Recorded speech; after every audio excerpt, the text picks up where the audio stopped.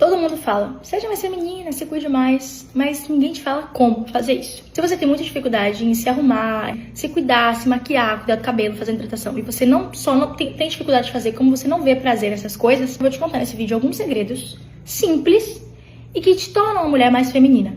Eu digo sempre, a feminilidade, ela é dividida em pilares. O primeiro pilar é o pilar básico da feminilidade. O primeiro, higiene. Não tem coisa que exale mais beleza, feminilidade, delicadeza, doçura do que uma mulher limpa. E isso exala através de algumas coisas na nossa aparência, como cabelo. Cabelo oleoso, com a raiz grudada na testa. Cabelo embolado de qualquer jeito no coque.